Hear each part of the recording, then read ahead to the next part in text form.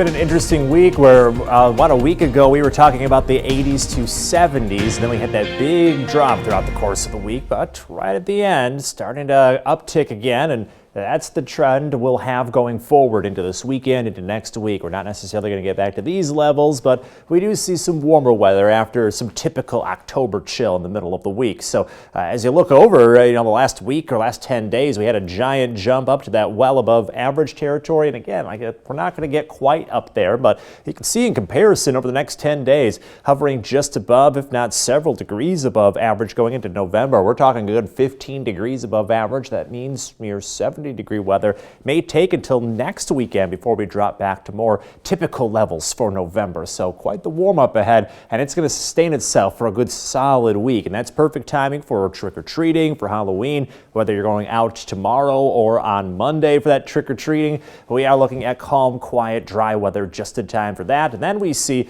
temperatures, like I mentioned, a good 15 degrees above average heading into November. So for tonight, still frosty, not quite warm enough yet during the day to get us away from this frosty territory. Could see some patchy fog in the morning. Then after that, we plan out your weekend. We're going to skip right ahead to that trick-or-treat forecast. Lots of sunshine throughout the day. Temperatures in the low 60s for highs for Saturday. Going into Saturday evening, 50s. So it's not going to cool off quite as fast compared to today, and we'll have a light breeze out of the southeast. And then for Sunday, more clouds, but we still have that warmth. And in fact, holding on to the upper 50s even after sunset, so slightly warmer ahead for Sunday. Gorgeous conditions coming this weekend, and only 3 days away from Halloween itself. Mid-60s with some sunshine expected, then not too chilly going into the evening. So like I mentioned, gorgeous weather all the way around here, just in time again for those trick-or-treat hours.